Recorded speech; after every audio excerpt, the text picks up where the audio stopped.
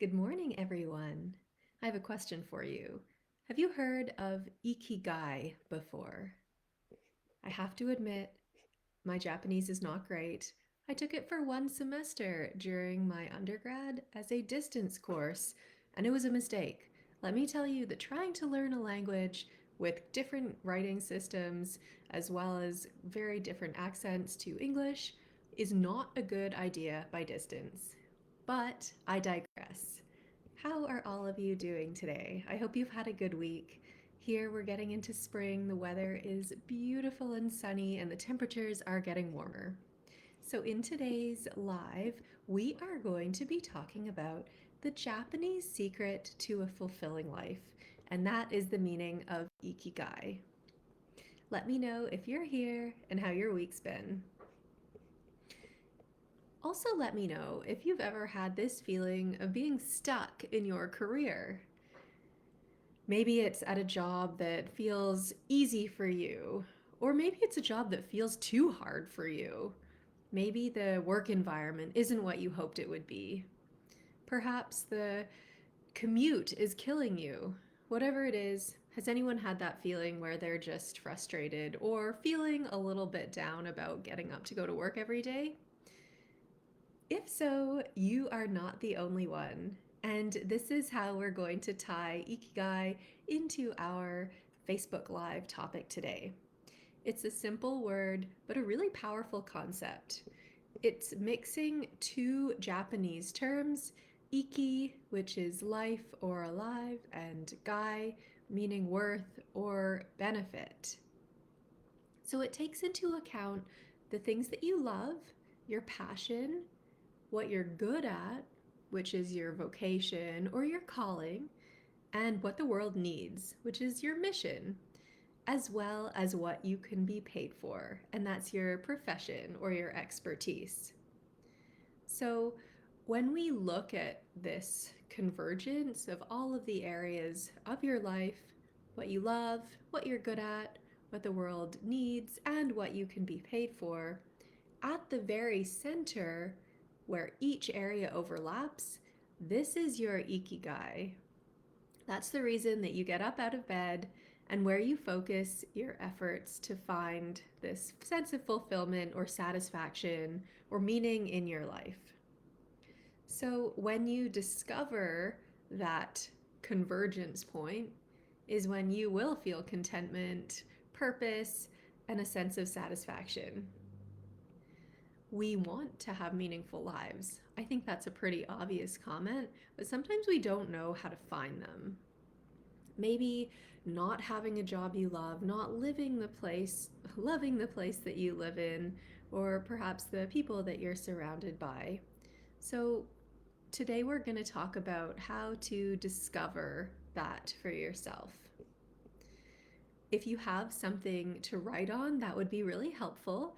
If not, just reflect mentally and for a few minutes think about the things that bring you joy in your life, whether that's your friends, your family, your pets, an activity, a favorite food, a place, a season, a vacation destination. What are the things that really light you up and make you feel happy? Just jot that down. Maybe it's an emotion, a sense of connection, feeling fulfilled by crafting or baking a delicious meal. What are those things for you?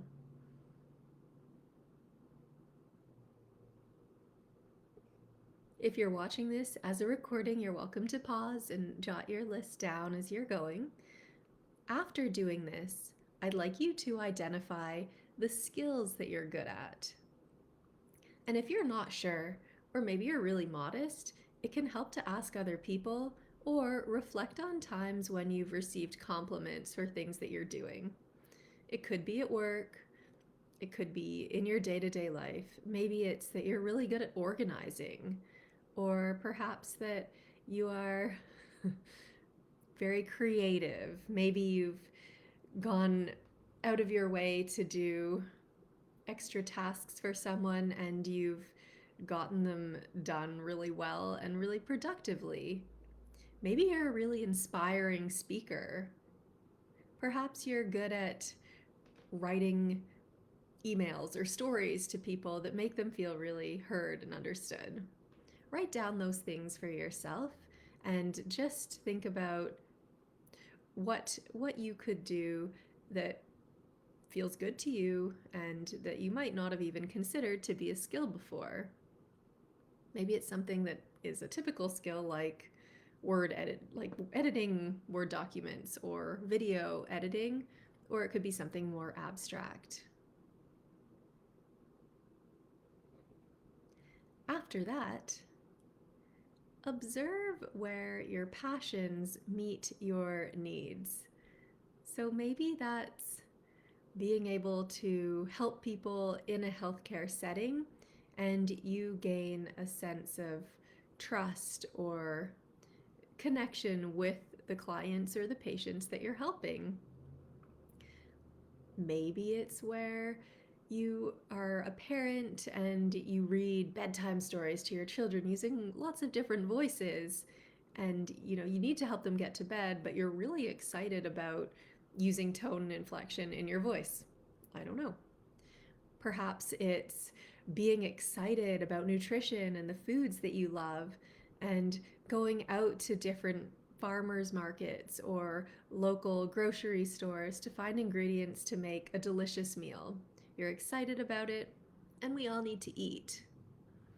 Perhaps it's about educating a group of people. Maybe you work with people with brain injuries or something, and you are very excited about helping people recover and feeling good in themselves, and it helps you to make money.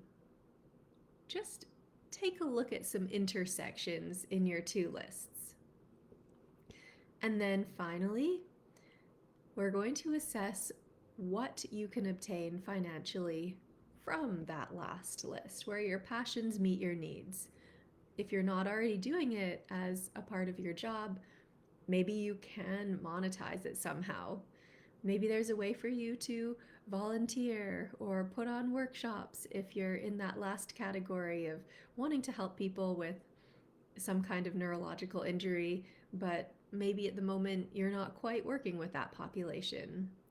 Or if it's working with food and nutrition, perhaps there's a way to get in touch with a local food share organization. There's one here locally where people who are new to the island or to the country can come and learn from volunteers or paid individuals how to go into a grocery store, read food labels, and then put together healthy meals. So even things like this that you might not have considered could be an option for you. Maybe if it's editing and looking at being able to write different emails or blog posts, maybe there's an option to do some freelance work, and that would really light you up. Just think about what could be in that realm for you. And then after you do this, ideally, you are going to take action on it. So if you can, start to look at ways that you can explore all of those options where making money could be part of it for you, if that's important to you. And you can look at social media, you could look up different websites, talk to people, just talk about what you're interested in, and you will often be surprised by how excited other people are to help you with what you're doing, or different resources that they might suggest that you had no idea existed before. I always appreciate talking to clients and learning lots of different new things.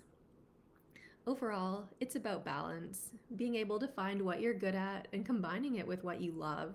Those are the things that will help you to get out of bed in the morning feeling good about yourself and feeling excited about the day to come, not just feeling blah, knowing that you're hitting the road with caffeine in your system so you can stay awake and survive the 9 to 5.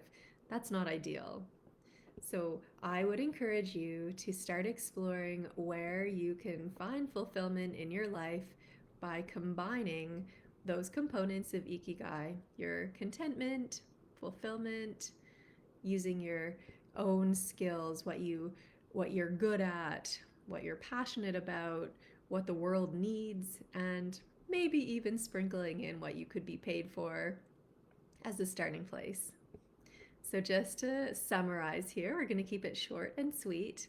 The key to finding your ikigai is understanding what it is, reflecting on how each of these components show up in your life, and then finding a way to take action, even if it's just searching for 5 minutes every day or asking someone if they know any options that might exist for you. Do something small. Small things moving towards a greater purpose end up accumulating, and that's how we make change, even though it doesn't seem like it might be possible in the moment. I hope that for you this was helpful, and I hope you're also having a wonderful week. Please feel free to reach out if you have trouble with this exercise or you got excited about what you found. If you're interested in taking my Career Crossroads Quiz, that's another way to look at what might be missing from your life, especially in the area of career, and where you might go to find more of that sense of fulfillment or meaning in your life and in your career. So, with that, I'm going to leave you to the sunshine, at least here, and I hope you're having a wonderful Friday and have an amazing weekend. Bye, everybody.